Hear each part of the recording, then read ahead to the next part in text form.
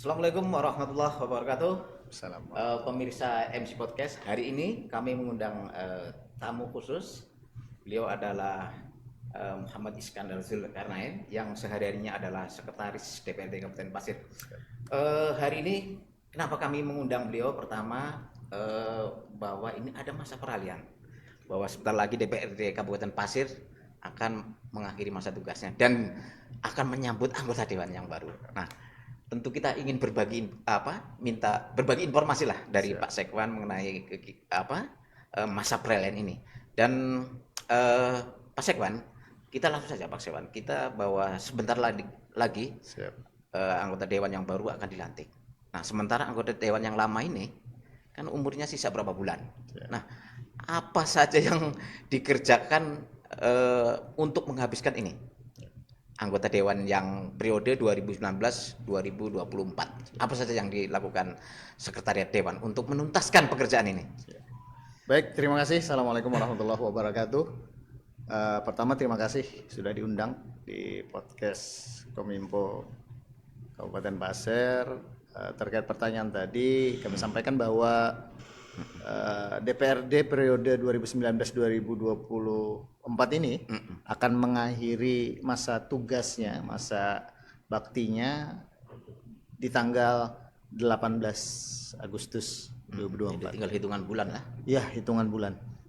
Nah, karena ingin berakhir, maka tentunya banyak sekali tugas-tugas yang harus diselesaikan supaya jangan membebani anggota baru periode 2004-2029. Di antaranya terbagi ke dalam beberapa tusi DPRD. Jadi PR-PR-nya ini yang harus diselesaikan ini kami petakan ke dalam 3 fungsi DPRD. Yang pertama fungsi pembentukan peraturan daerah, maka PR-nya adalah beberapa raperda yang saat ini sedang berlangsung pembahasannya dan ada beberapa yang sudah proses di tahapan harmonisasi Kemenkumham Kanwil Provinsi Kaltim dan ada juga yang sudah di tahapan fasilitasi oleh Biro Hukum Provinsi. Namun kami pastikan bahwa dari raperda-raperda yang saat ini sudah berproses baik di Kemenkumham maupun di Biro Hukum Provinsi, kami pastikan sebelum berakhir masa jabatan raperda itu akan diparipurnakan menjadi perda. Perda ya. Ada berapa semuanya totalnya? Total ada 9. 9 ya. Cuman itu termasuk juga perda APBD. Ya. Jadi selain APBD itu ada beberapa perda juga yang saat ini memang progresnya sudah hampir rampung. Kami estimasikan di tanggal 19 Juli bulan depan seluruh tahapan-tahapan yang berada di ranah DPRD itu akan selesai.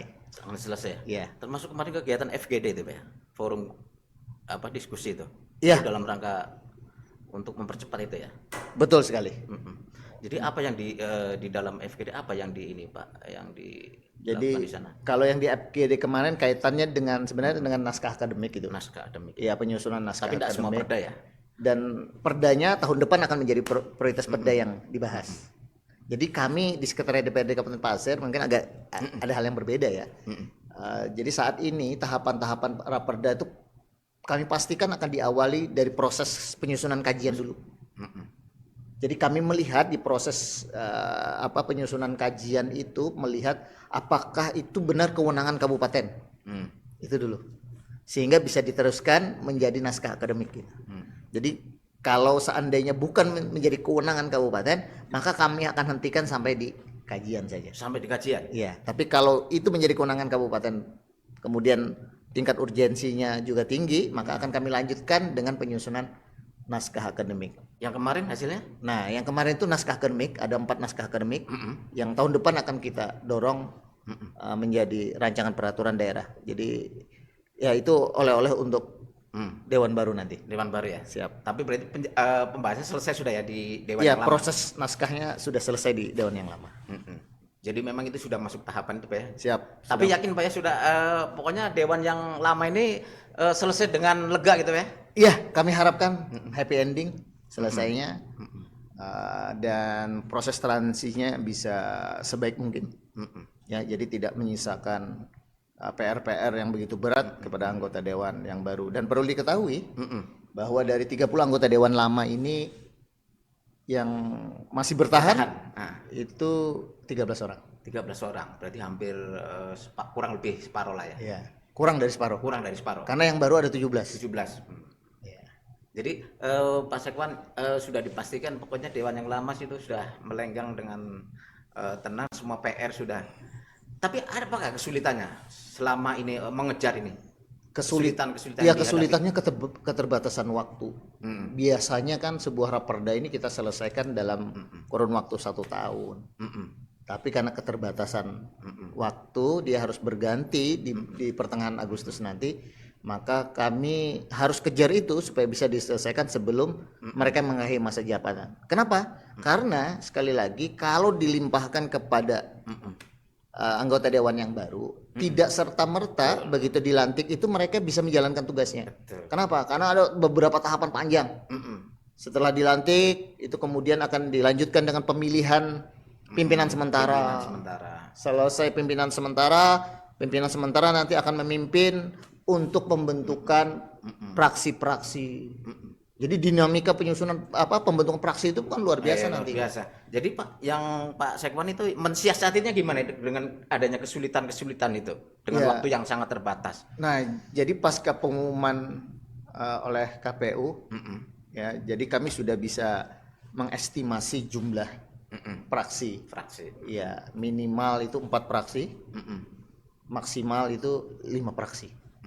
Nah, jadi dari peta itu kami mencoba melakukan pendekatan dengan partai politiknya agar nanti proses baik pembentukan praksi, kemudian dilanjutkan dengan pembentukan alat kelengkapan DPRD itu bisa berjalan lebih cepat. Nah, kira-kira kalau itu targetnya berapa bulan selesai tuh? Ya, kalau pengalaman 5 tahun yang lalu dari pemilihan pimpinan definitif, kemudian proses pembentukan praksi, selesai pembentukan praksi, kemudian pembentukan alat kelengkapan.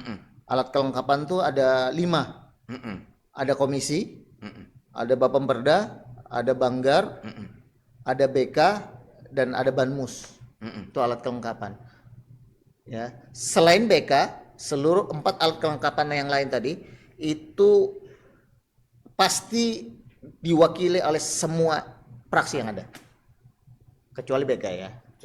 Nah, kecuali BK. Jadi target berapa bulan itu? Pokoknya itu selesai. Target tahun pertama selesai total. Kalau 5 tahun yang lalu 2,5 bulan. 2,5 bulan.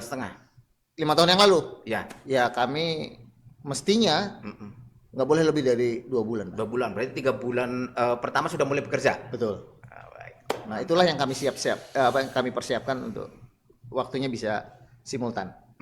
Nah, terkait dengan ini kepastian pelantikan itu di tanggal berapa, Pak Sekwan ini pelantikan? Jadi berdasarkan SK yang lalu itu mestinya selesainya di tanggal 18 Agustus.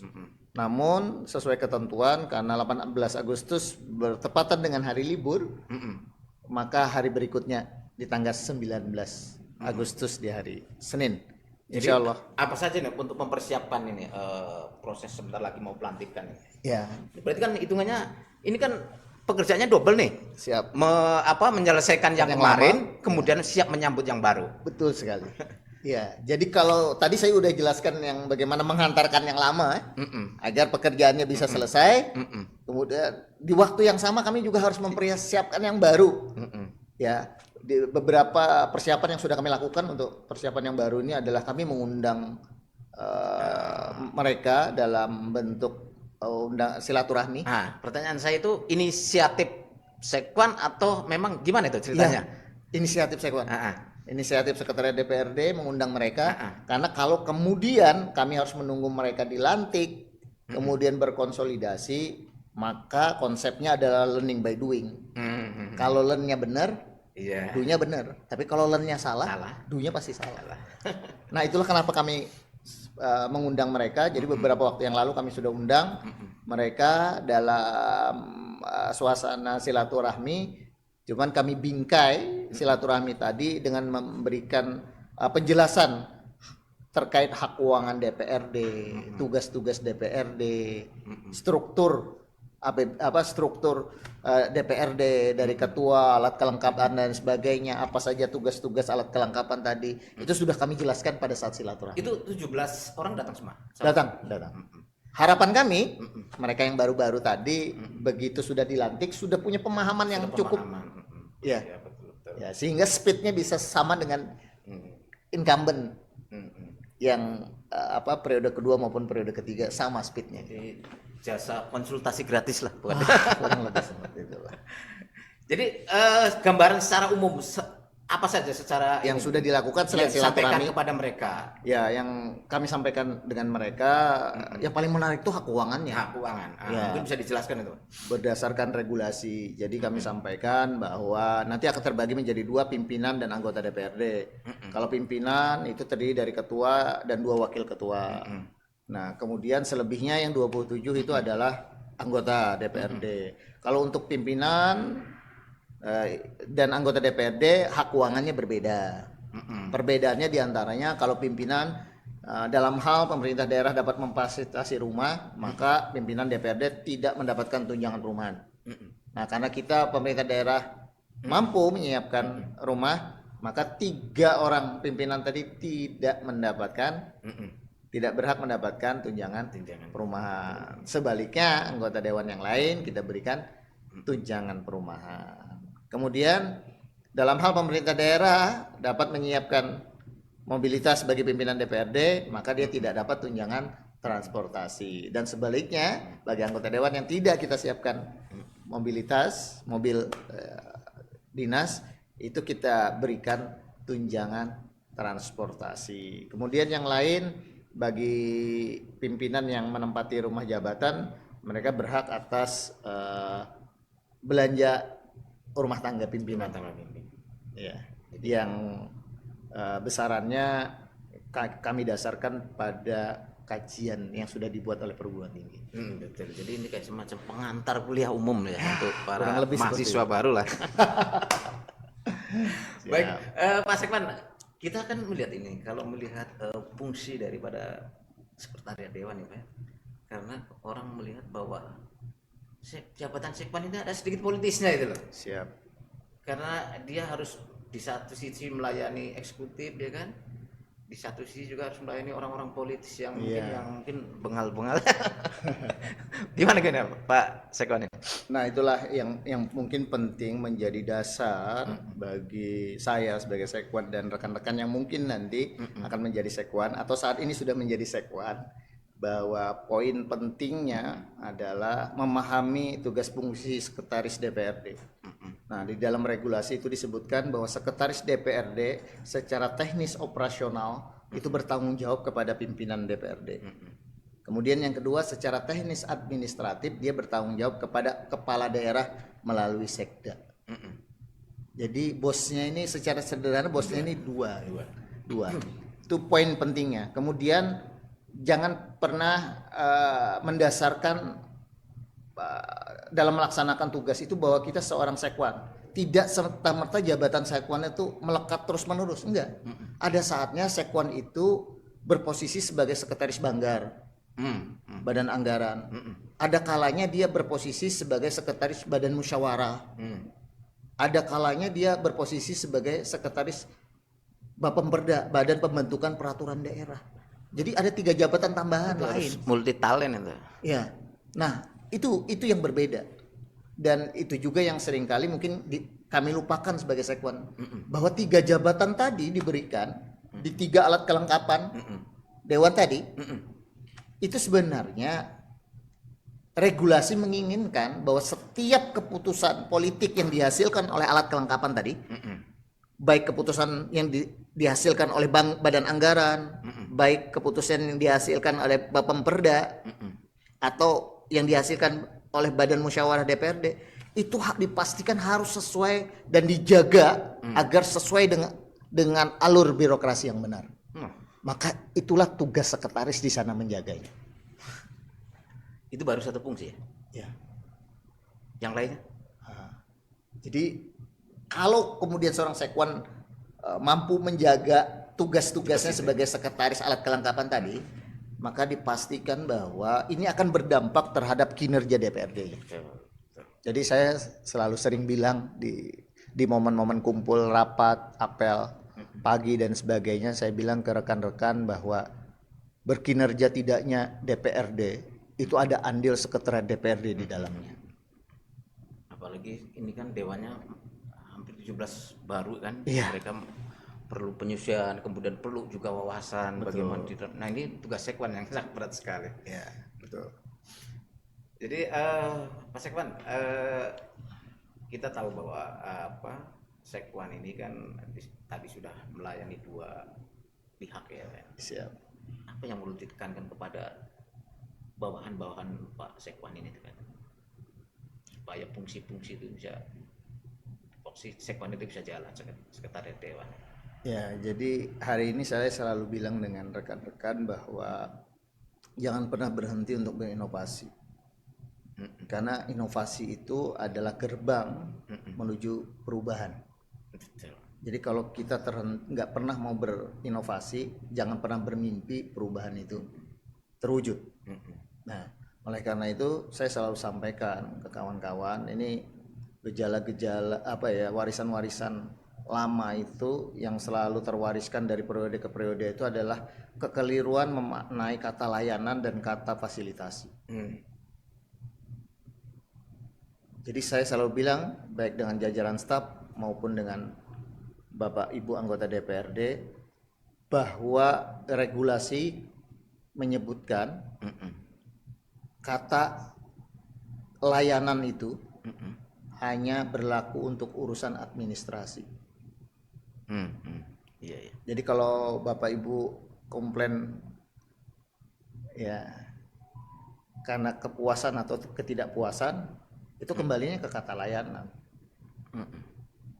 Nggak pas itu. Kecuali kalau layanan administrasinya lambat dan sebagainya, itu boleh menyebut bahwa layanan kami tidak baik. Ya, selebihnya itu adalah fasilitasi. Maka kalau fasilitasi ukurannya bukan puas dan tidak puas. Ada standarnya, ada indikatornya. Apa itu, Pak? Ya, tergantung fasilitasi fungsi yang mana. Misalkan fasilitasi fungsi penganggaran. Jadi ketika kami membantu bersama-sama Dewan mendiskusikan dokumen-dokumen penganggaran itu terdapat ketidaksesuaian atau tidak, nah itu bagian dari fasilitasi. Kami memaknai sebagai bagian dari fasilitasi. Nah, Pak, kita kan sering dengar nih kalau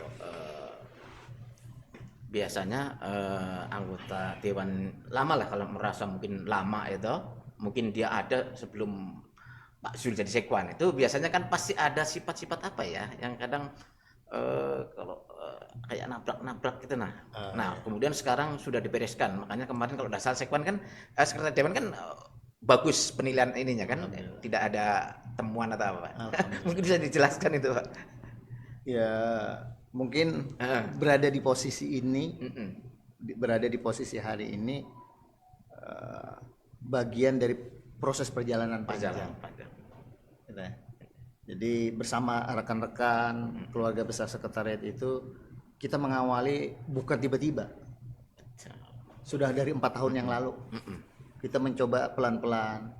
Tahun pertama tuh apa yang bisa kita lakukan, perubahan ke arah yang lebih baik. Tahun kedua, ketiga, dan hari ini tahun keempat, itu apa yang bisa kita lakukan. Kalau perkara kemudian ada perbedaan pendapat, cara pandang yang berbeda, saya pikir itu manusiawi gitu.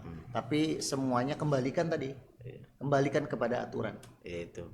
Kembalikan kepada aturan gitu. Jadi bukan melawan sih, intinya ada tradisi lama itu kan, yang sebelum Pak Sekwan, Pak Izul ya kan, pasti ada tradisi lama. Ketika kepemimpinan baru, nah disitulah ada, mungkin di awal-awal itu mungkin adalah semacam, itu pasti ada. Jadi problem-problem itu seringkali kalau dianalisa ya, bukan berarti karena semata-mata kesimpulannya adalah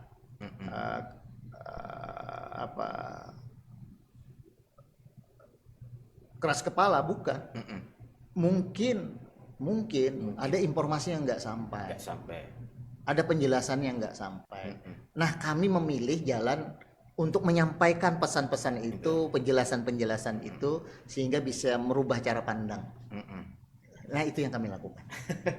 Mungkin jangan-jangan itu yang membuat sekretariat dewan PAS ini jadi rujukan dari Ya, alhamdulillah hari ini bersama kawan-kawan kita mencoba untuk membenahi semua aspeknya. Ya, baik di aspek perencanaan, ya, itu menjadi hal yang penting juga untuk dilakukan inovasi.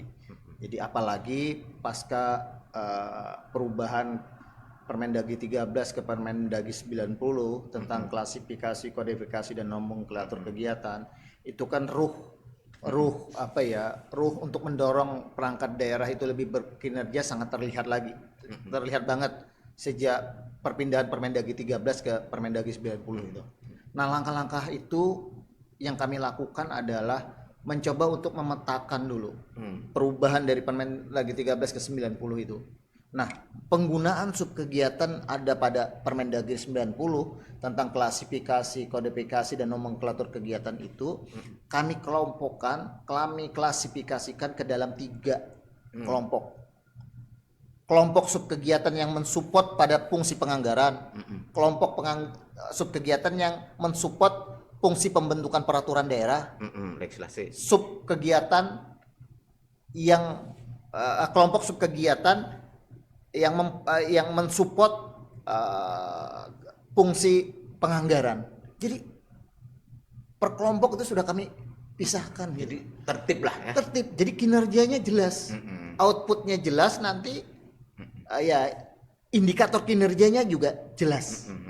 Betul. Ya, jadi tidak ada satupun subkegiatan yang tidak mensupport 3 fungsi DPRD.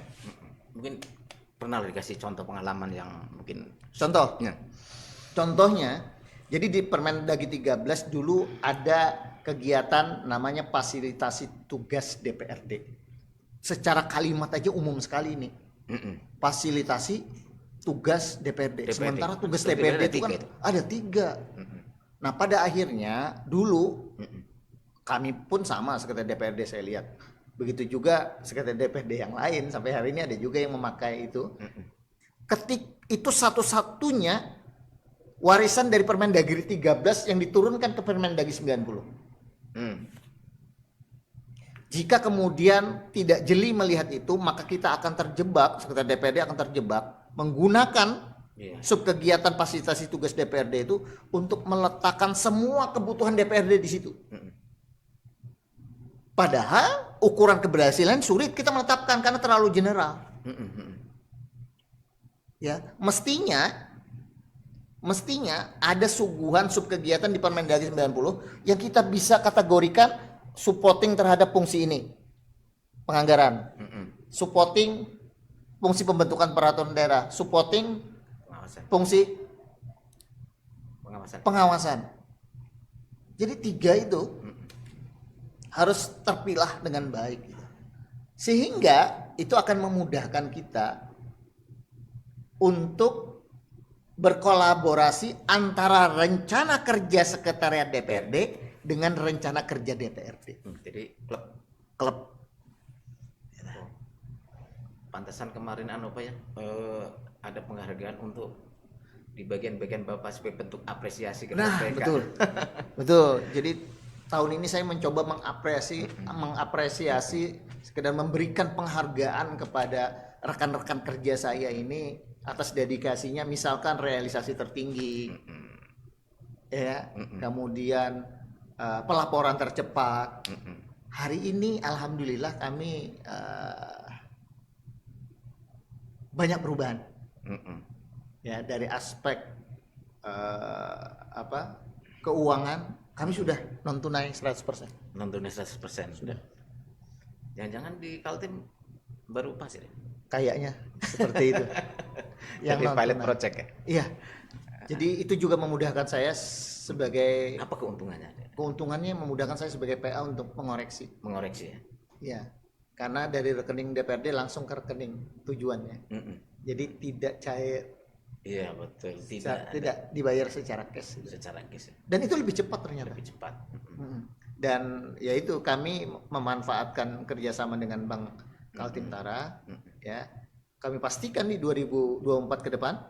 Ini untuk periode yang baru ini, seluruh transaksi kami akan menggunakan jenis layanan di Bank Kaltimtara. Ya. Itu pakai MOU tidak perlu antara Dewan dan enggak.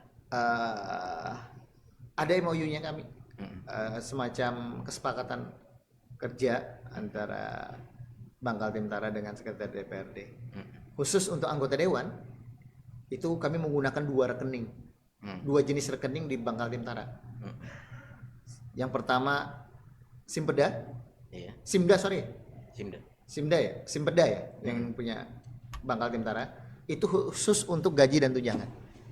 Sementara untuk perjalanan dinas kami bukakan 1 rekening juga, namanya tabunganku. Kenapa sampai kepikir begitu? Jadi memudahkan nanti, memudahkan trackingnya, ya kan? Karena kalau gaji dan tunjangan ini waktunya kan ditentukan sudah. Jadi kalau dia ada notifikasi di luar tanggal itu berarti itu bukan gaji dan tunjangan. Jadi Pak Sekwan, kalau kita sudah melihat bagaimana perjuangan Pak Sekwan di yang lama itu, perjuangan bersama rekan-rekan, kemudian nanti sebentar lagi ada orang-orang baru yang jumlahnya 17 orang. Kira-kira butuh waktu berapa bulan untuk match antara anggota Dewan dengan anak? Nah, bagus nih pertanyaannya. Jadi setelah melakukan mitigasi, mitigasi, ini kok ada 50% lebih berubah. Ini kalau kemudian saling memahaminya, berproses setelah pelantikan, saya pikir makan waktu yang panjang. Itulah kenapa kemudian kami menghadirkan kegiatan silaturahmi pertama, silaturahmi jilid kedua. Hari besok akan ada silaturahmi jilid kedua ya. Iya. Kami menjelaskan segala sesuatu yang ada di DPRD, apa menjadi hak mereka, apa saja yang selama ini mungkin menjadi bahan ketidaksepahaman antara sekretariat dengan DPRD, itu kami kupas habis. Ini juga disampaikan juga pengalaman sebelumnya yang akhirnya ya kalau secara administrasi mungkin salah ya kan Pak. Nah, mungkin ke depan sudah mereka sudah ada pembekalan. Betul. Paling enggak nanti jadi tertib, kemudian bisa meminimalisir ya kan. Orang itu akan mudah klik kalau mempunyai persepsi yang sama kan? Sama. Nah, oleh karena itu bagaimana kami caranya untuk menyampaikan informasi tentang ke DPRD-an sehingga kita punya persepsi yang sama dalam menjalankan tugas, baik di sisi sekretariat DPRD maupun di sisi DPRD-nya. Ya, artinya mungkin hubungan antara Sekwan dengan ketua-ketua partai yang ada di situ juga harus baik juga supaya karena yang bisa mengendalikan ini kan ketua partainya. Betul sekali.